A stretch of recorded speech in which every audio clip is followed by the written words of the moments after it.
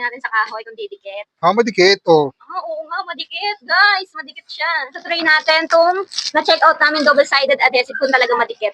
Buy one, take one na yan. Tapos, meron pa siyang kasamang gunting. So, try natin, G.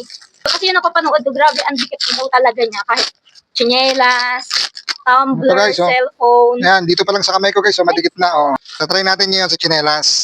Yan. So, gugupit tayo ng konti lang. Okay, try natin sa tsinelas ko kung didikit to. Sa gunting, oh. Dumidikit na sa gunting. Oh, ayan, oh. Ay, oo nga. Dapat pag naggupit ka, isang gupitan Oo. lang. Dikit natin sa gilid. Ayan. Then, Tapos, tanggalin natin to. Yan. okay, try Try natin natin. sa kahoy. Yan. Try natin sa kahoy kung didikit. Madikit, oh. Oo nga, madikit. Guys, madikit siya. Madikit. Ala, ang hirap. Oh, ayan, ang hirap na tanggalin. Ala. Ayan, oh. Ayun, oh. Ayan, guys, oh, yung dinikit natin sa kahoy, tinanggal ko. Try naman natin kung itong na ginamit natin, try natin sa pader.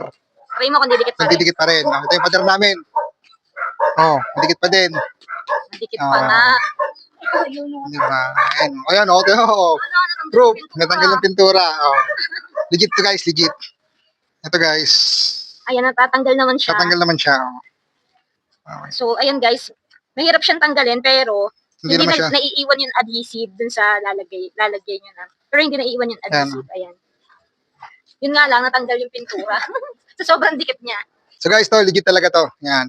Kung meron kayong mga titikitan kung saan-saan, kung sa pader, kung sa ref nyo, mga wirings nyo, yung kunyari, may paglalagyan kayo na mga, kasi nilalagyan ng wire, parang strip lights ba yun, yung mga ganun. Yun, pwede itong gamitin guys. Talagang legit, napakadikit. Kaya kung gusto nyo rin ito guys, ilalagay nyo na yung link dyan sa Hello Basket o di kayo sa comment section.